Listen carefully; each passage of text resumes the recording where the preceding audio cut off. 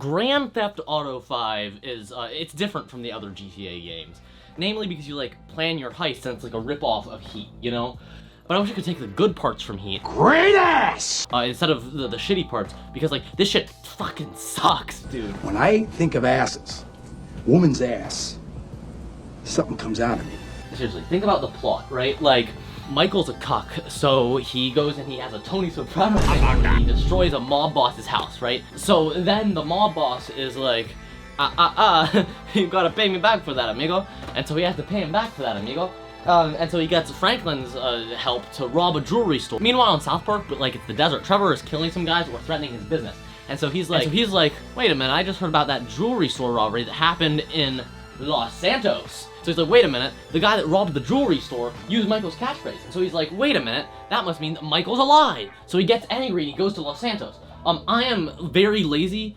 I don't feel like recounting the story of this like 30-hour game, like beat by beat, really detailed like that. So I am going to read it from a script real quick. So Trevor finds Michael in Los Santos, right?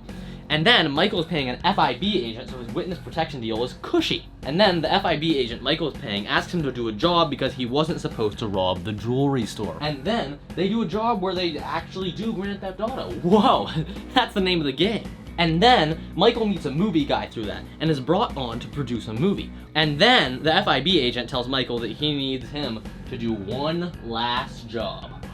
Whoa. And then they do the one last job where they erase shit from the FIB headquarters. And then they do one last job. They're gonna rob the Union Depository. And then they do the heist and it goes well. Yay! And then there's a big Mexican standoff that happens because now the FIB and a bunch of people are mad at them. Uh-oh. And then an FIB guy goes to Franklin and tells him to kill Michael. But someone else wants Trevor dead. So he could do either, or try to have everyone survive. And then I chose having everyone survive because that's the option that makes the most sense. They do it. They fight off the FIB, the entirety of the FIB, and then like the army, and now they can just go home and just do whatever they want. Fuck yourself. That's the end. Everyone's happy. They got to all be friends. Wow. That was boring as fuck, right? You wanna know why? Well, South Park. We can take these beats, which are basically the beats of your outline, and if the words "and then" belong between those beats, you're Wait. I said and then between all those beats. I'm gonna get fucked by Trey Parker! The story feels so flat because there's no cause and effect. No. It should be this happens. You're telling me these pubes are worth nothing. Yeah. And therefore, this happens. Oh my god! Oh my god! In GTA 5, things just kind of happen to the characters. Case in point, Trevor finds out that Brad was dead, actually, and so he gets angry, and they go to North Yankton, and then it kind of goes back to operating as normal. In her video about GTA 5's story, Leadhead talks about how GTA 5 is better experienced in the same headspace as a serialized drama, you know, like Breaking Bad. The thing where they go to North Yankton is kind of like a bottle episode. It doesn't move the plot forward, but it tells us more about who these characters are. The problem is, we already knew all of this about the characters. It doesn't tell us anything new about these characters. In Breaking Bad's Fly, we see to what point Walter's obsession has gotten to. In The Sopranos' Pine Barrens, we see these characters completely fuck up, and we see how easily their bravado facade can fall. Those aren't things that necessarily move the plot forward, but they tell us something about who these characters are. In GTA 5, they do neither. Another example, the cargo box mission. What does this tell us about Trevor's character? Nothing. Maybe it tells us a little bit about who Floyd is, but Floyd never comes back, so no. This game is just shooting itself in the foot with what it spends time on. Why are we spending time on busy work when you have a development team larger than the Barbados military? That being said, the characters interact really, really well with each other. They're very interesting by themselves and they interact very well. So why is the entire game spent trying to move the plot forward?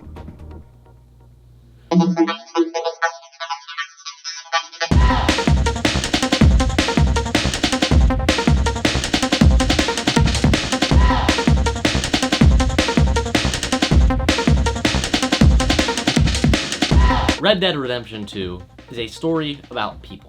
It is about the gang falling apart. GTA 4 is a story about person. It is about Nico Bellic becoming disillusioned with the American dream, and how the darkest parts of him don't just magically fall off when he sets foot in the US. The plot in these games take a backseat to the characters. To be entirely honest, I could not give you a plot rundown of either of these games. The plots of both of these games are kind of convoluted and to be entirely honest, stupid. But they connect with us because the characters are really, really well written and acted. These worlds are built around these singular characters. So what happens when you have 3 different characters? GTA 5 answers this, and the answer is that it fucking sucks. It seems to me that the plot came first, not because Dan Houser doesn't know how to write, but because the story gets stretched thin between all 3 of these characters. I mean, we need 30-hour games to really understand who these characters are. GTA 4 is almost as long as GTA 5, and we focus exclusively on Nico. Red Dead 2 is nearly twice as long, exclusively on Arthur. Since GTA 5 was written for all 3 of these characters, it doesn't really work for any of them.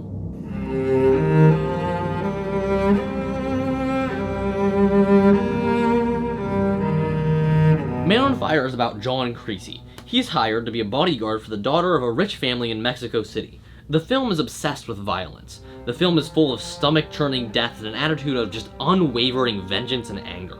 It's even edited violently. Like the film was chopped with a cleaver and exposed with flashbulb. This violence comes from Creasy. He is an alcoholic. The one thing that's made him feel good in years was just ripped away from him, and he's angry. Max Payne 3 is about a guy feeling maximum pain.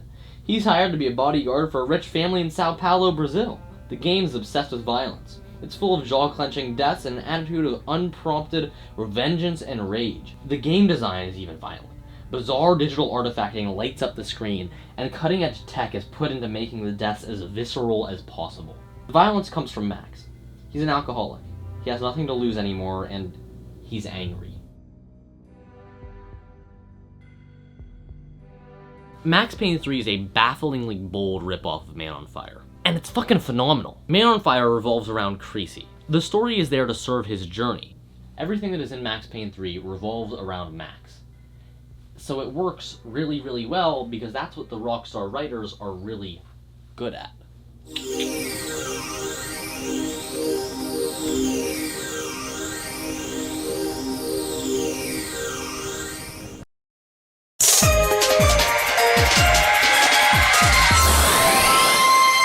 GTA 5 was meant to be bigger and better in every way than GTA 4.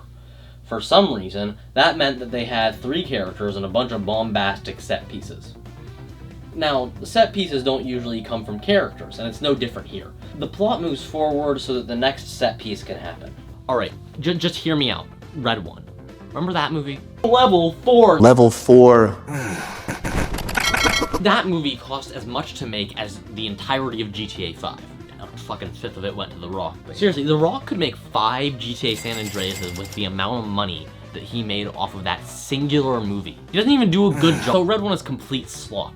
And it has the same problem as GTA 5 where the characters are level, and the plot is just a bunch of bullshit so that The Rock can get to the next scene where he fucks a reindeer. The point I'm trying to make is that big budget movies are usually kind of shit. Naughty listener. But they're big and bombastic and stuff. That bombast usually comes from having giant set pieces, but no character moments and no emotion. My problem with GTA 5 is that it doesn't really move forward because of the characters. It moves forward because they need to get to the next action set piece. They got this from movies, but everyone knows that movies are a bad influence anyway. I have a foot fetish and say the N-word because of Quentin Tarantino. You know, bad influence. When they said they wanted to make GTA 5 bigger and better in every way than GTA 4, they kind of got away from what make the GTA games good, or just Rockstar games good in general. The characters. I love GTA 4 so much because Nico is a compelling character. GTA 5 sucks because the plot happens adjacent to the characters. It's not informed by them. Wait, does that mean GTA 6 is gonna suck? No. I think that Rockstar learned from their mistakes, and Red Dead Redemption 2 is the true sequel to GTA 4. It is. It's about Arthur, right? And, you know, Bastard of Heart of Gold, blah, blah, blah, DJ Peach Cobbler. Anyway, I think with GTA 5, they kind of realized that they were being, you know, really bad at writing and shit. So they were like, what if we make the game, like, actually good? Talk to it. And, you know, it worked out for them because everyone sucks them off now. So, I'm pretty hopeful for GTA 6. It looks like it's gonna be about the relationship between Lucia and the other one.